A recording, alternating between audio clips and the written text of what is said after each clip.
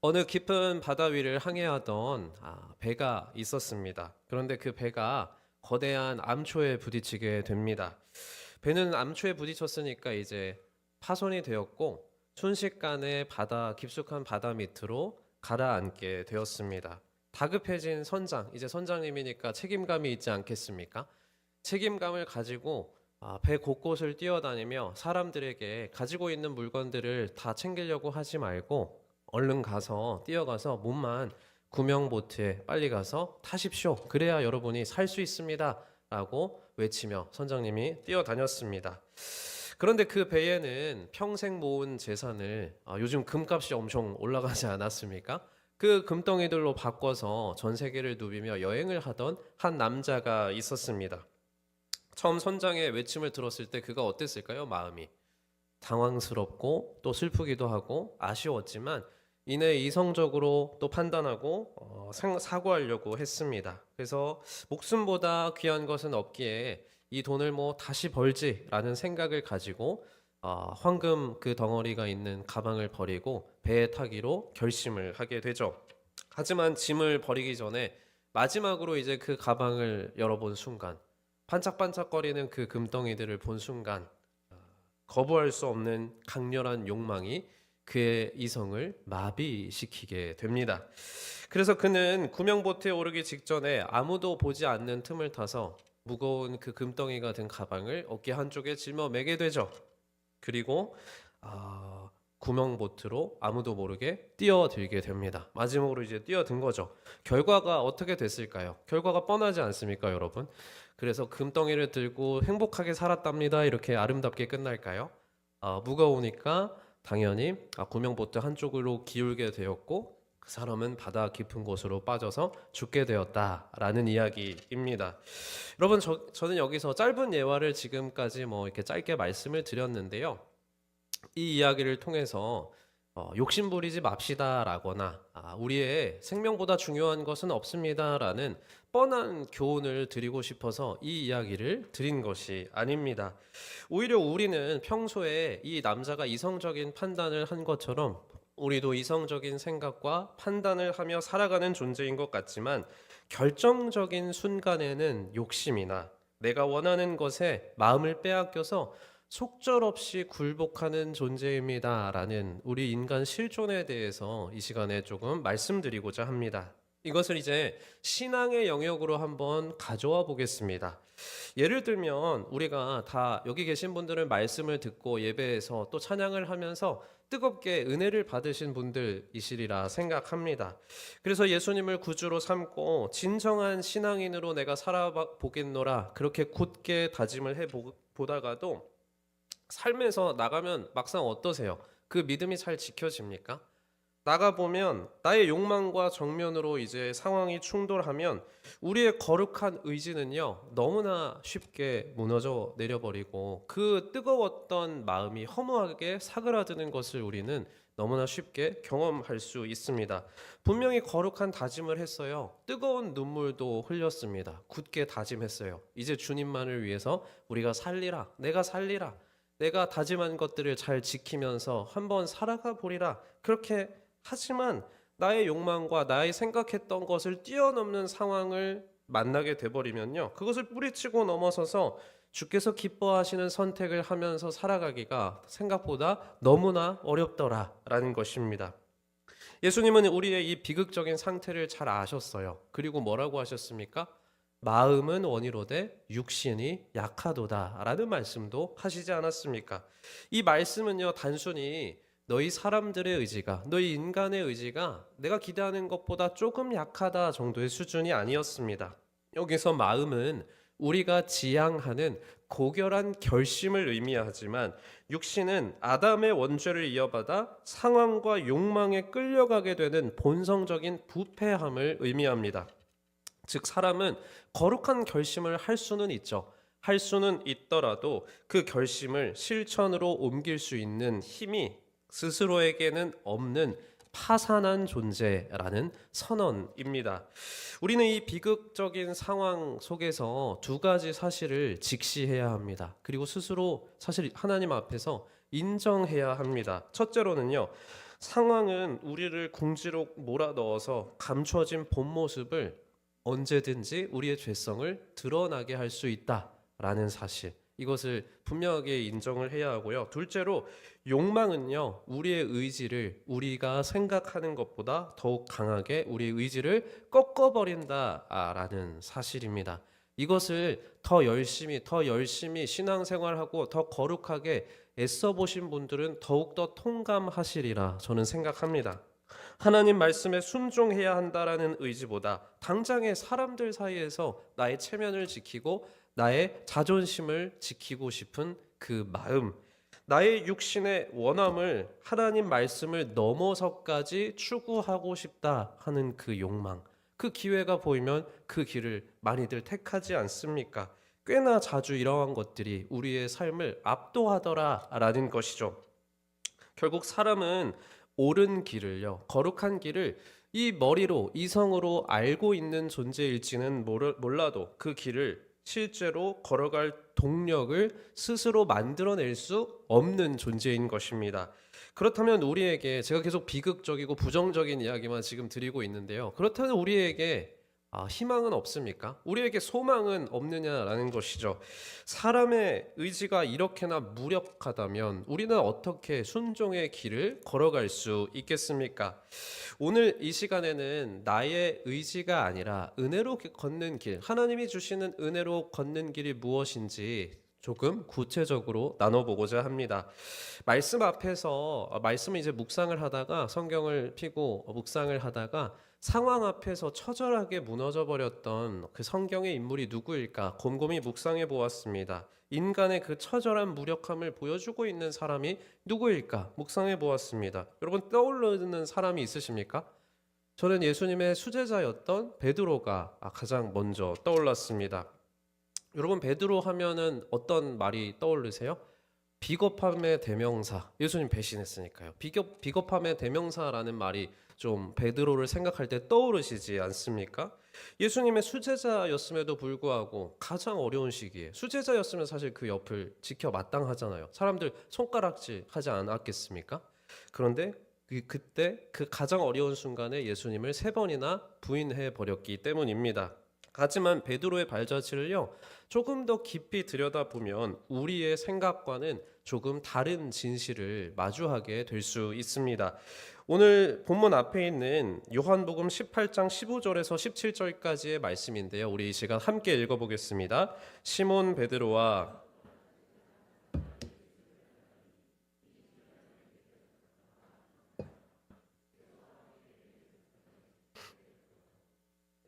문 밖에 서 있는지라. 대제사장을 아는 그 다른 제자가 나가서 문 지키는 여자에게 말하여 베드로를 데리고 들어오니, 문 지키는 여종이 베드로에게 말하되 너도 이 사람의 제자 중 하나가 아니냐 하니, 그가 말하되 나는 아니라 하고. 아멘.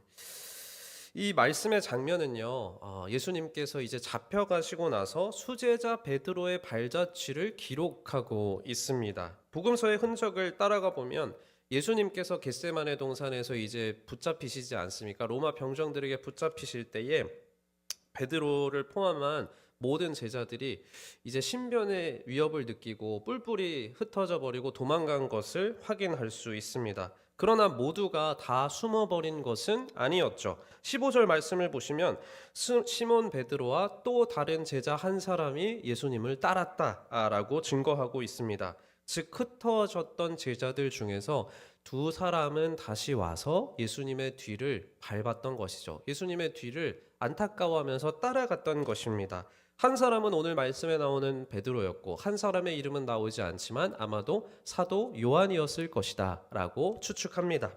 조금만 생각해 보면요, 멀리 도망간 제자들은 우리는 이제 베드로가 어떻게 예수님을 그렇게 3번이나 부인하고 저주할 수 있느냐라고 하지만, 도망간 제자들에게는 예수님을 부인할 기회가 있었습니까?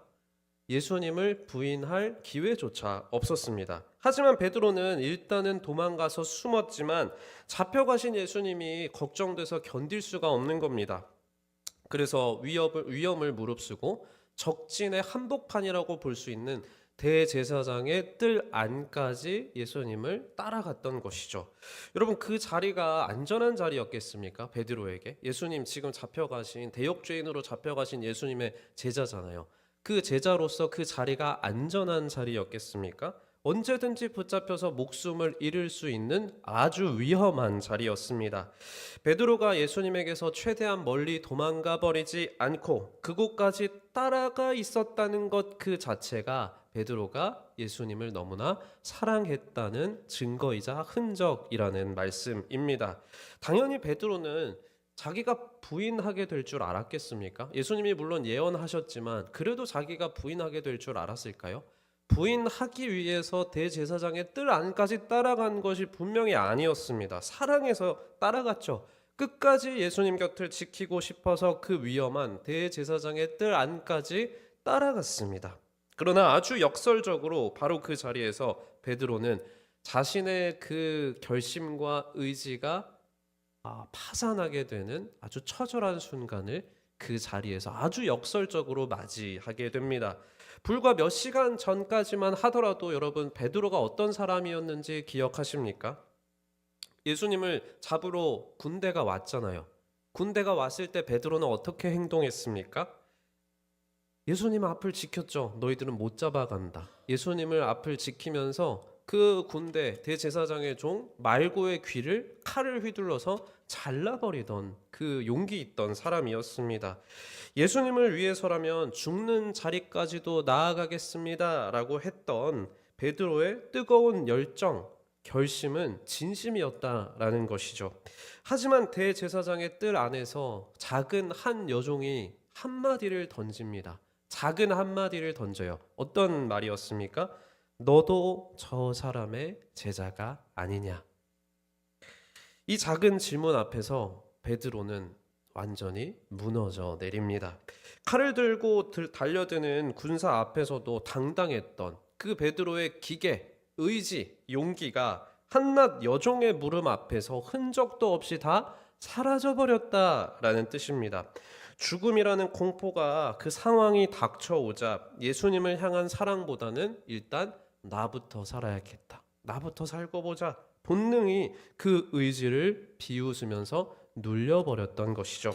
그래서 베드로는 그 사람을 모른다라고, 나는 그 사람의 제자가 아니다라고 예수님을 부인하게 됩니다.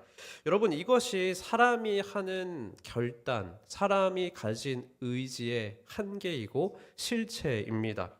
가장 사랑한다라고, 당신을 위해서 저의 목숨까지도 바칠 수 있습니다라고 고백했던 그 가장 사랑하는 그 대상을 가장 두려운 순간에 가장 처참하게 배신할 수 있는 존재, 그것이 베드로였고 오늘 이 자리에서 이 말씀을 전하고 있는 저와 여러분의 실체인 것입니다. 우리는 베드로의 배신을 보며 어떻게 수제자가 그럴 수 있느냐라고 손가락질 하지만 사실 우리도 우리의 삶에서 대제사장의 뜰 안에 서 있을 때가 얼마나 많이 있습니까? 조금만 손해를 볼 것만 같은 상황이 오면, 내 자존심이 깎이거나 내 욕망에 불을 지피는 그러한 상황이 오면 우리는 너무나 쉽게 하나님의 말씀보다 나의 입장, 어쩔 수 없었어요, 나의 상황을 먼저 이야기하고 선택하곤 합니다.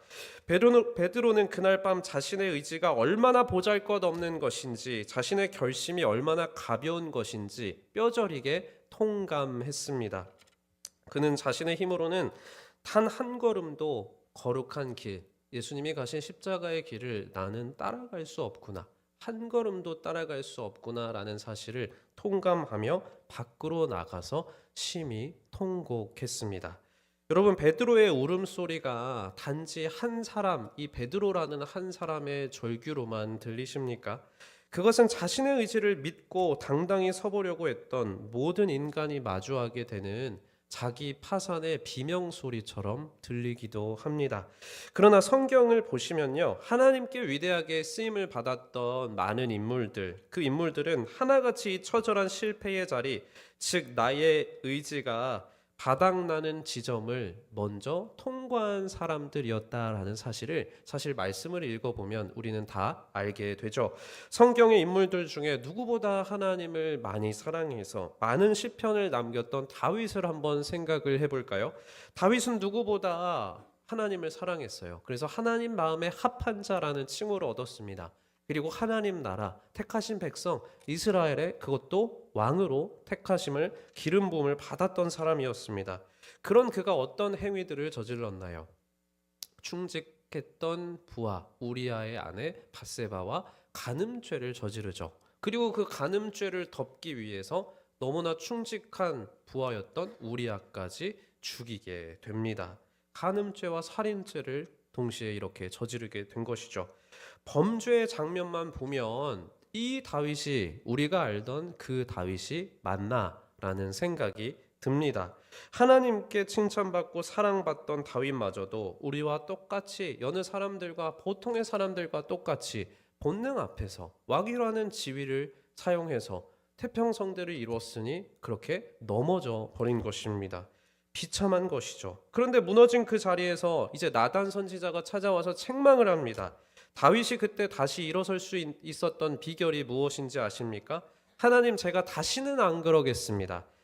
이번 한 번만 봐주시면 저의 의지로 다시 일어서서 거룩하게 살겠습니다 라고 했습니까? 결코 그 거룩한 결심이 다윗을 일어서게 한 것이 아니었습니다. 다윗은 이 끔찍한 범죄의 끝에서 나의 의지로 지키려는 거룩한 순종은 언제든지 다시 무너질 수 있구나라는 사실을, 이 처참한 사실을 오히려 이 자리에서 깨닫게 되죠. 그래서 가늠한 후에 지은 시인 시편 51편이죠. 시편 51편에서 다윗은 뭐라고 고백합니까? 우리 시편 51편 17절의 말씀을 한 목소리로 함께 읽어보겠습니다. 하나님께서 구하시는 제사는 상한 심령이라. 하나님이여 상하고 통회하는 마음을 주께서 멸시하지 아니하시리이다. 아멘. 다윗은요, 자신의 훌륭함, 자신이 여태까지 얼마나 하나님 앞에서 애써 왔는지를 증명하거나 토로하거나 앞으로 잘하겠습니다라고 말하지 않았습니다. 대신 깨어지고 부서진 마음 그대로를 들고 하나님의 자비, 하나님의 은혜 앞에 바짝 엎드려 버리죠. 저는 안 됩니다, 주님. 저는 끔찍한 죄인입니다. 하나님의 은혜가 아니고서는 저는 살 길이 없습니다. 그렇게 고백하며 은혜의 바다 위에 자신의 모든 존재를, 자신의 인생을 온전히 던져버리고 내어 맡겼던 것입니다.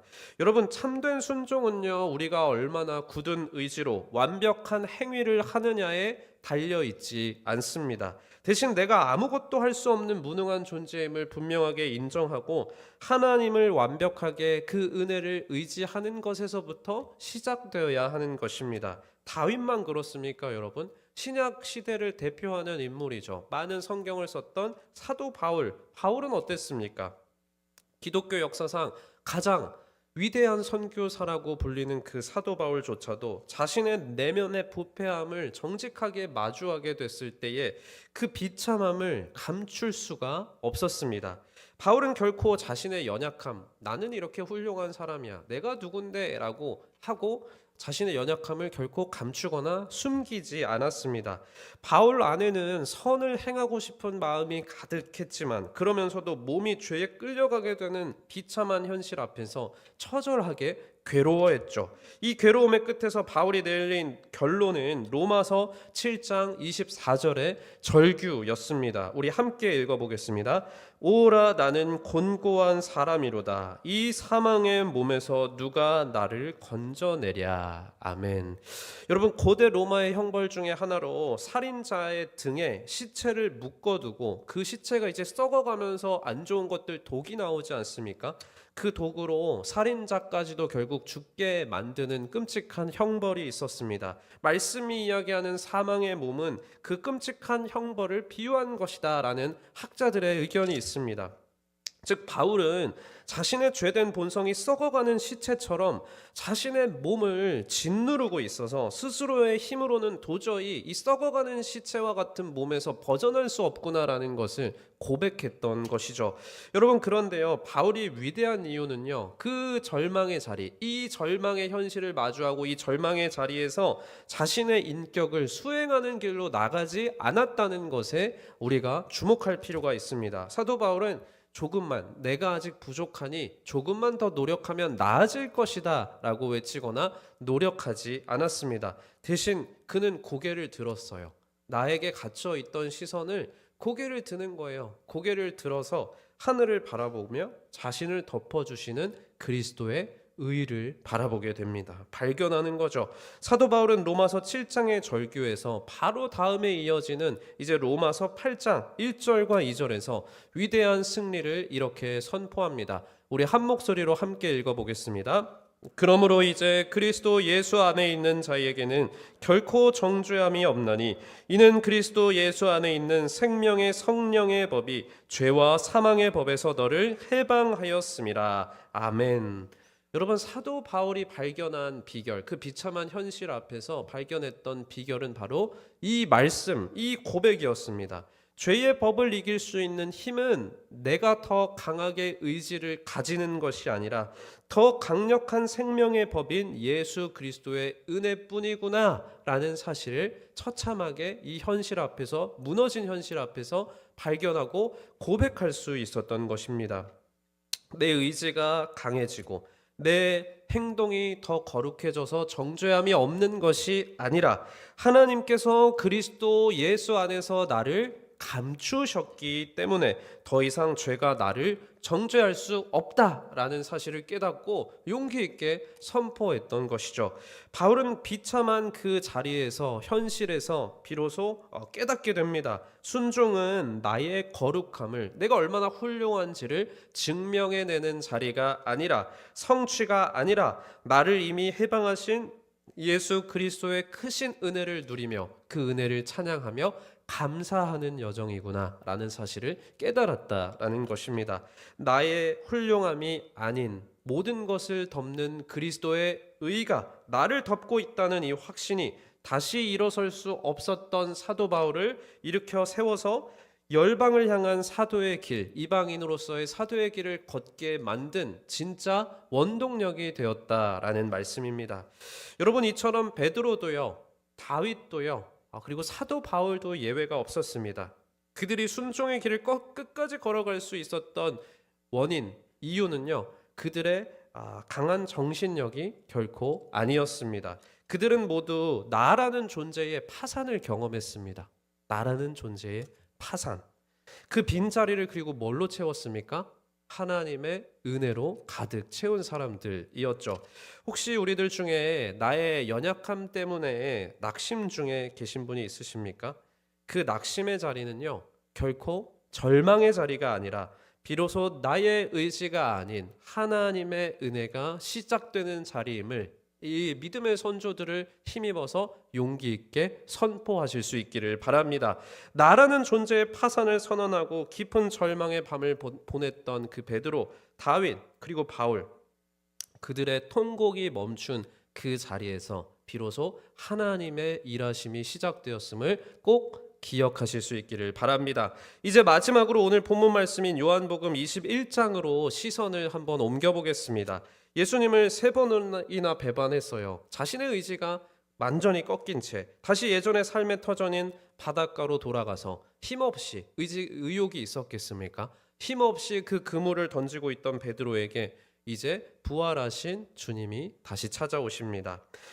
여러분, 예수님께서 베드로를 찾아오신 그 장면을 한번 상상을 해보시기 바랍니다. 베드로의 마음이 어떻겠습니까? 베드로가 부활하신 주님이 찾아왔을 때 버선발로 뛰어가서 정말로 다시 부활하셨군요 하고 뛰어가서 이 주님을 안아드릴 수 있었을까요? 예수님을 아마 쳐다보지도 못했을 겁니다. 내가 주를 위해 죽겠습니다 장담했던 그 입술로 예수님을 저주하며 부인했던 그 기억, 그 치욕감, 그 자존심이 상하고 예수님에 대한 죄송함이 그의 온 마음과 몸을 짓누르고 있었기 때문입니다. 근데 예수님은 베드로를 만나서 뭐라고 하십니까? 왜 그때 내가 가장 너희들이 필요하던 그 시기에 왜 넘어져도 도망갔느냐고, 너는 수제자이면 좀 남아 있어야 되는 거 아니냐고 그를 추궁하거나 나무라시지 않았습니다. 대신 숯불을 피우세요. 그리고 아침 식사를 주님이 차려주십니다. 그리고 베드로의 마음 깊은 곳을 만지는 질문을 던지시죠. 요한의 아들 시몬아, 네가 나를 사랑하느냐? 요한의 아들 시몬아, 네가 나를 사랑하느냐? 요한의 아들 시몬아, 네가 나를 사랑하느냐?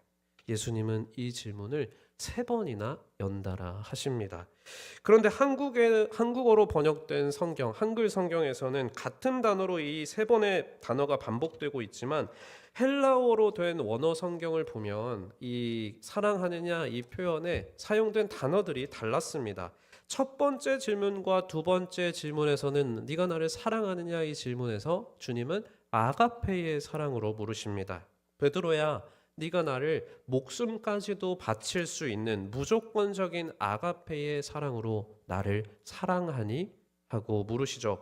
과거의 베드로였다면 1초의 망설임이라도 있었겠습니까? 1초의 망설임도 없이 뜨거운 열정남이잖아요. 열정을 가지고 주님께 대답했겠죠. 물론입니다, 주님. 제가 그 누구보다 다른 어떤 제자들보다 주님을 아가페의 사랑으로 사랑하는 줄을 주께서 이미 아십니다. 용감하게 대답했을 겁니다. 하지만 뼈저린 실패를 경험한 그 베드로는 이제 감히 장담할 수 없습니다. 자신의 의지가 얼마나 쉽게 무너지는지, 자신의 사랑이라는 것이 얼마나 보잘것없는 것인지 너무도 절감하게 되었기 때문이죠. 그래서 아주 자신 없고 떨리는 목소리로 주님께 이렇게 대답해요. 주님, 제가 필레오 하는 줄을 주께서 아십니다. 여러분, 헬라어 아가페와 필레오가 모두 한글 성경에는 사랑으로 번역되어 있는데요. 아가페 사랑은 무조건적인 희생적인 사랑을 의미하고 필레오의 사랑은 인간적인 사랑, 우정, 친밀함의 사랑 정도를 의미합니다. 베드로는 아가페의 사랑으로 물으시는 예수님의 질문에 자신 없이 필레오의 사랑 정도로 대답합니다.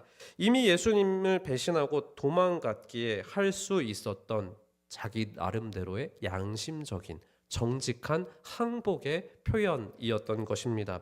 주님, 저는 목숨을 예수님을 위해서 바칠 만큼 대단한 사랑을 드릴 수 없는 사람입니다. 그저 친구를 아끼듯이 주님을 아끼고 좋아할 뿐입니다. 그 초라한 사랑이라도 원하시면 제가 드릴 수 있습니다. 이렇게 대답했던 것이죠. 그런데 3번째 질문에서 이제 놀라운 반전이 일어납니다. 예수님은 17절에 나오는 3번째 질문의 단어를 이제 바꿔서 사용을 하세요. 베드로야, 그럼 네가 필레오의 사랑으로 나를 사랑할 수 있겠니? 라고 물으시죠. 베드로가 고백한 수준의 사랑으로 사랑을 할 수 있는지 다시 물으셨던 것입니다. 여러분, 이처럼 우리가 믿는 예수님은요, 우리에게 완벽함을 요구하시거나 강요하시는 분이 결코 아니세요. 오히려 우리의 연약한 수준까지 스스로 내려오셔서 여전히 우리를 감싸주시고 사랑을 해주시는 분이십니다. 예수님께서는 베드로에게 왜 너는 수제자이면서도 적어도 너는 아가페의 사랑을 고백할 수 있어야 되지 않겠니? 라고 다그치지 않으십니다. 대신 베드로야, 네가 주는 그 연약한 사랑, 그 정직한 고백 그대로 내가 너를 받겠노라. 그 깨지고 부족한 모습 그대로 내가 너를 쓰겠노라 말씀하시며 베드로를 다시 한번 따뜻한 품으로 안아주십니다. 품어주시는 것이죠. 여러분, 이게 순종의 출발점입니다. 순종은 나의 강함과 나의 완벽함을 드러내는, 증명하는 자리가 아닙니다. 도리어 내 사랑이 얼마나 부족한지를 정직하게 인정하고 주의 은혜가 아니면 나는 아무것도 아님을 고백하는 항복의 자리에서 비로소 참된 순종이 시작되는 것입니다. 예수님은 우리에게 대단한 업적이나 흠없는 삶을 요구하시지도 않습니다. 그저 우리의 정직함을 원하시죠. 주님, 저의 의지가 이번에도 또 무너져 버렸습니다. 하지만 주를 사랑하며 거룩하게 믿음의 길을 걷고 살아가고 싶은 마음은 진심입니다. 저를 받아주십시오.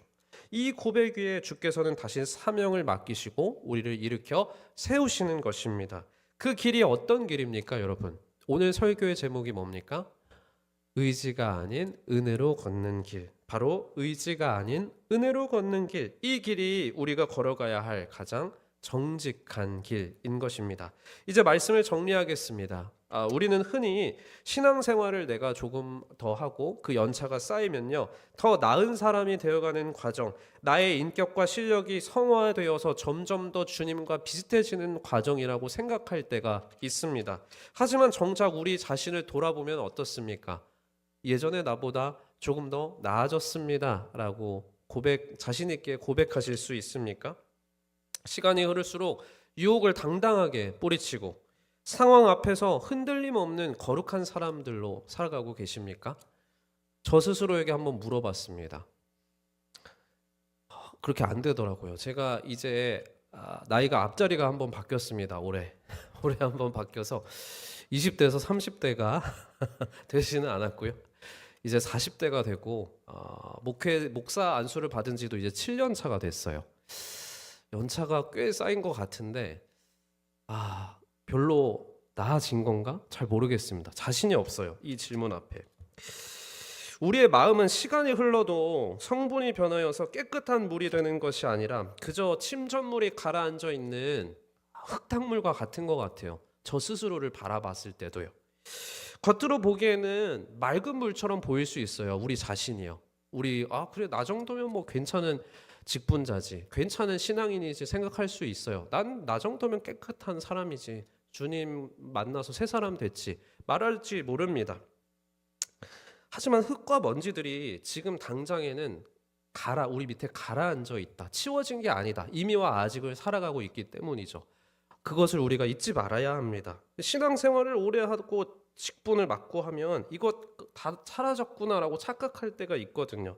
하지만 누가 그 통을 한번 흙탕물이 가라앉아 있는 통을 발길질하면 그 흙탕물이 어떻게 됩니까? 다시 올라와요. 그 물은 그냥 흙탕물이 됩니다. 다시 바닥에 가라앉아 있던 그 추한 오물들이 다시 올라옵니다. 우리의 본성도 그렇습니다. 평안할 때는 거룩해 보여요. 근데 누군가 내 자존심을 건드려요. 평안할 때는 다 좋죠. 다 믿음 좋아 보이죠. 근데 누가 나를 건드려요. 나의 생존을 위협해요. 욕망을 자극하는 발길질을 해요. 그때는 우리 안에서 어떤 사람이 나옵니까? 베드로가 했던 저주가 우리 입에서 나온다니까요. 찬양을 했던 그 입술로. 다윗이 저질렀던 그 추악함이 언제든지 상황이 주어지면 우리에게서 나올 수 있더라라는 사실입니다. 오늘 우리가 이 거룩한 예배의 자리에 앉아 있을 수 있는 이유는요, 우리가 남들보다 더 깨끗해졌기 때문이 결코 아닙니다. 우리 안에 있는 더러운 오물들이 다 정화됐기 때문도 아니죠.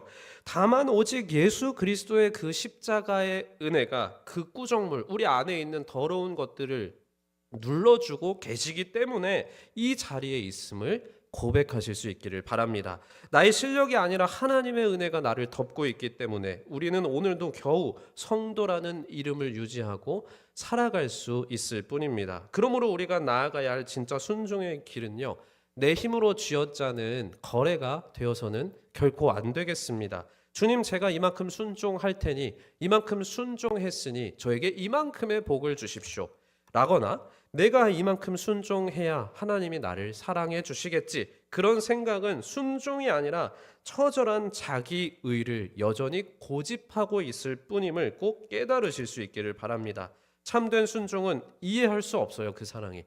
그런데 거부할 수도 없습니다. 거부할 수도 없고 이해할 수도 없는 나를 향한 거대한 사랑으로부터 그 순종이 시작되어야 합니다.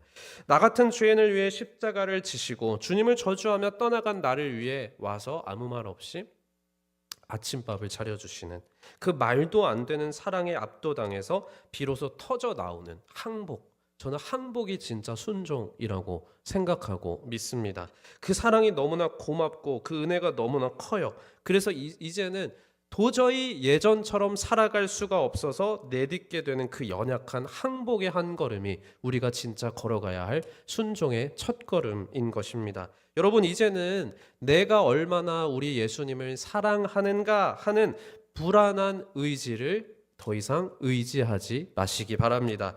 그 의지는 상황 앞에서 금덩이를 버리지 못했던 한 남자처럼, 여종의 질문 앞에서 처참하게 무너졌던 베드로처럼 여러분을 언제든지 배신하게 될 것입니다. 대신 예수님이 얼마나 나를 사랑하시는가, 결코 변하지 않는 그 영원한 근거를 붙잡으실 수 있기를 바랍니다. 이번 한 주 이제 세상으로 나아가실 때 내가 이제 주님 닮아서 거룩하게 잘 살아가 보겠노라라는 그 비장한 결심 대신에 주님, 이런 저를 포기하지 않으시고 여전히 잡아주시는 주의 은혜가 큽니다. 그 사랑으로 저를 이끌어 주소서, 이렇게 고백하실 수 있기를 바랍니다. 나의 의지가 꺾인 그곳에서 비로소 하나님이 은혜로 걷게 하시는 그 길, 거대한 사랑에 압도당해서 감사함으로 걷게 되는 그 순종의 길을 앞으로 계속해서 걸어가게 되는 저와 여기 계신 우리 모든 성도님들의 앞길 되시기를 간절히 축복드립니다. 기도하겠습니다. 하나님 아버지, 감사합니다. 오늘도 우리를 부르셔서 은혜의 자리에 앉게 하시니 감사합니다. 그럼에도 우리는 여전히 욕망의 가방을 내려놓지 못하고 상황 앞에서 쉽게 무너지는 연약한 베드로임을 고백합니다. 내 힘과 의지로 거룩해지려 했던 교만을 용서하여 주시고 오직 우리를 덮어주시는 그리스도의 의만을 신뢰하게 하여 주옵소서. 나의 파산을 선언한 그 자리에서 우리를 위해 숯불을 피우시고 다시 시작하자 하시는 주님의 음성을 우리도 듣게 하여 주옵소서. 이번 한 주 꼭 잘해내겠다라는 비장한 결심보다 주님의 사랑에 압도당해 살겠다 하는 겸손한 항복이 마음 가운데 있기를 원합니다. 내 의지가 꺾인 그곳에서 비로소 시작되는 하나님의 놀라운 일하심을 보게 하시고 거부할 수 없는 그 크신 은혜에 이끌리는 기쁨으로 순종의 길을 걷는 우리 모두가 될 수 있도록 역사하여 주시옵소서. 우리의 영원한 소망이 되시는 예수 그리스도의 이름으로 기도합니다. 아멘.